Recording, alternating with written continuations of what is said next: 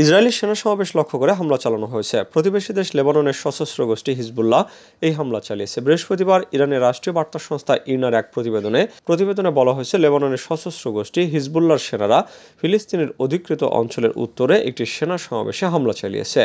হিজবুল্লাহর সামরিক শাখা এক বিবৃতিতে জানিয়েছে, আমাদের মুজাহিদিনরা জালুল আলম ঘাঁটি এলাকায় ইসরায়েলি সেনাদের লক্ষ্য করে হামলা চালিয়েছে।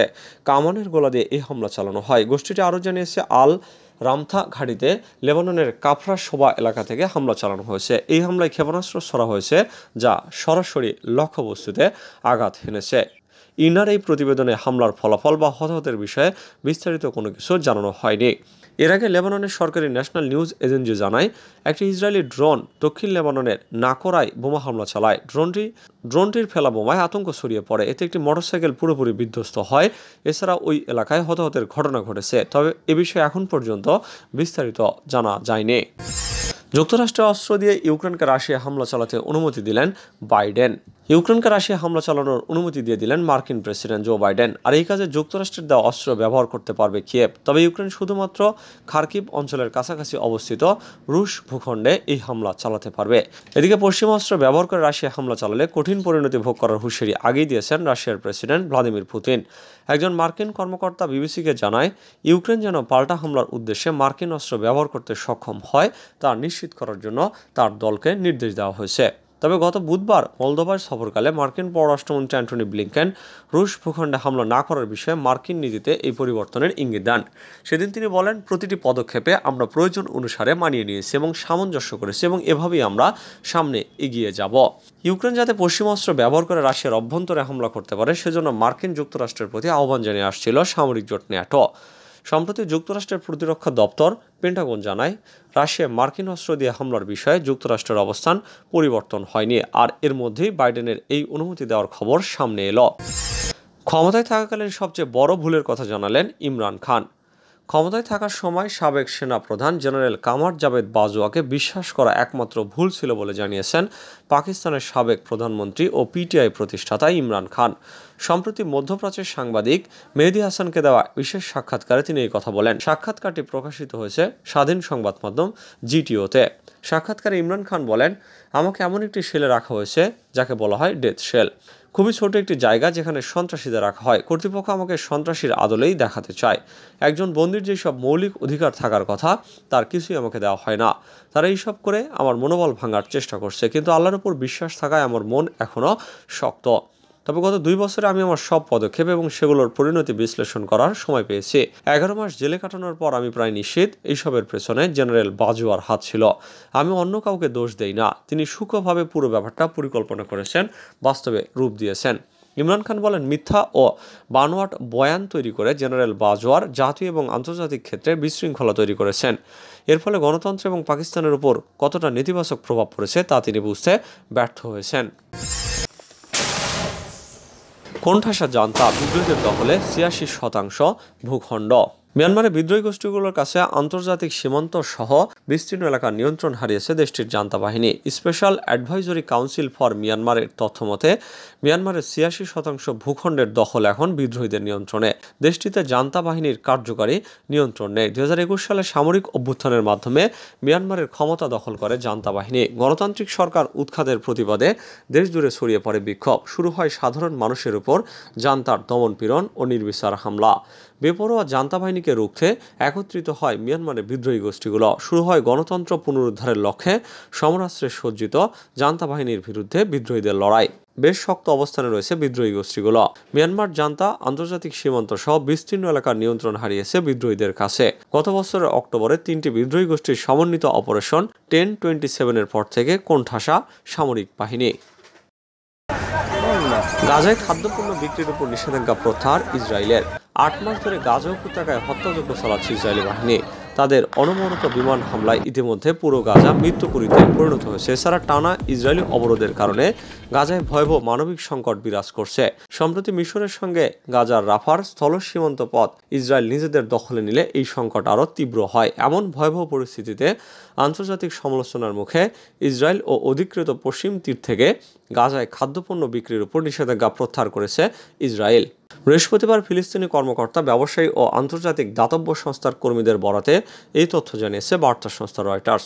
সংশ্লিষ্ট ব্যক্তিরা বলছেন, রাফায় হামলার কয়েকদিন পর গাজার ব্যবসায়ীদের ইসরায়েলি ও ফিলিস্তিনি ব্যবসায়ীদের কাছ থেকে খাদ্যপণ্য যেমন তাজা ফল, শাকসবজি ও দুগ্ধজাত দ্রব্য কেনা পুনরায় শুরু করার জন্য সবুজ সংকেত দিয়েছে ইসরায়েলি বাহিনী। সপ্তাহ তিনেক আগে গাজার সর্বদক্ষিণের শহর রাফায় হামলা জোরদার করে নেতানিয়াহু বাহিনী। তাদের হামলায় মিশর হয়ে গাজায় ত্রাণ সহায়তা প্রবেশের প্রধান প্রবেশ পথ বন্ধ হয়ে যায়। ফলে গাজায় মানবিক সংকট নিয়ে আরও বেশি আন্তর্জাতিক চাপের মুখে পড়ে Tel Aviv. Gaza chamber of কমার্সের চেয়ারম্যান আয়েদ আবু রমজান বলেন, যুদ্ধ শুরুর আগে পশ্চিম তীর ও ইসরায়েল থেকে পণ্য ক্রয় করতেন এমন ব্যবসায়ীদের ফোন দেয় ইসরায়েলি বাহিনী। ফোন দিয়ে পণ্য কেনায় তারা সমন্বয় করবে বলে জানায়। উত্তর কোরিয়া ও চীনের সম্পর্কে ফাটলের ইঙ্গিত পাচ্ছেন বিশ্লেষকরা। গত কয়েক বছরের মধ্যে প্রথমবারের মতো চলতি সপ্তাহে উত্তর কোরিয়া এবং চীনের মধ্যে উত্তেজনা প্রকাশ্যে এসেছে। পরমাণু নিরস্ত্রীকরণের সম্ভাবনার কথা উল্লেখ করে বেজিং এক যৌথ বিবৃতিতে স্বাক্ষর করায় পিয়ংইয়ং তীব্র ক্ষোভ প্রকাশ করেছে।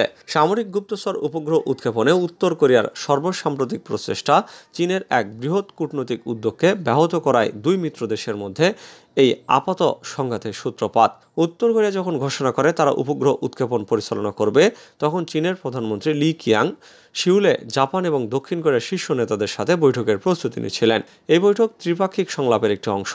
এই সংলাপ আলোচনা প্রায় 5 বছরে একবারও হয়নি। সোমবার বিকেলে ত্রিপক্ষীয় আলোচনা শেষ হওয়ার কয়েক ঘন্টা পর আগ্নেয় বিস্ফোরণ ঘটিয়ে উপগ্রহ আকাশে উৎক্ষেপিত করা হয়।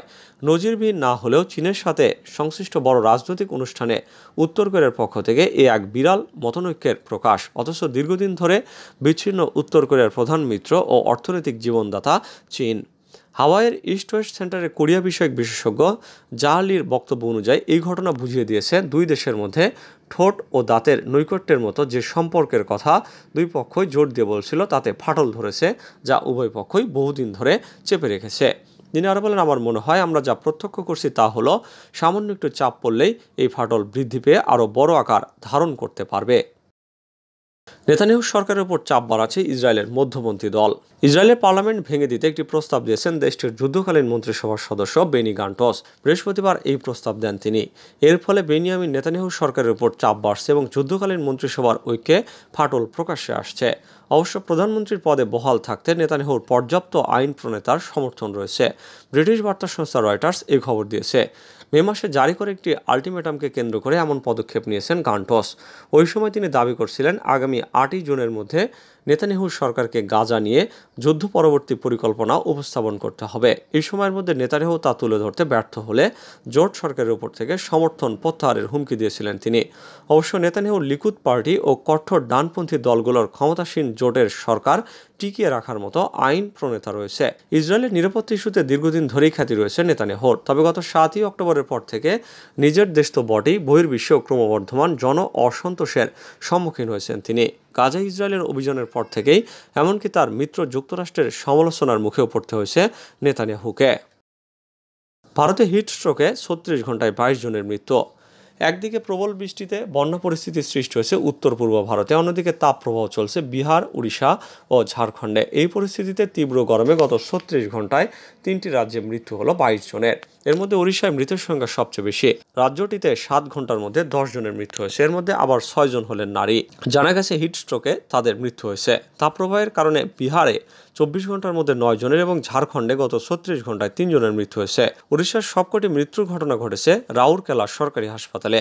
বৃহস্পতিবার দুপুর 1:30 থেকে 8:30টার মধ্যে মৃত্যু হয়েছে। আবহাওয়া অফিস সূত্রে জানা গেছে, রাউরকেলায় দিনের সর্বোচ্চ তাপমাত্রা ছিল 44.9 ডিগ্রি সেলসিয়াস। মৃতদের বয়স ছিল 23 থেকে 70-এর মধ্যে। এর মধ্যে 2 জন চিকিৎসা চলাকালীন মারা যায়। বিহারে বৃহস্পতিবার সর্বোচ্চ তাপমাত্রা ছিল 47.1 ডিগ্রি সেলসিয়াস। এখানে মৃতদের মধ্যে 5 জন ছিলেন ভোটকর্মী। ভোজপুর থেকে আরও 4টি মৃত্যুর খবর পাওয়া গেছে। এছাড়া বক্সার, রোহতাস, আরোওয়াল, বেগুসরাই এবং পাটনায় 1 জন করে মারা গেছেন।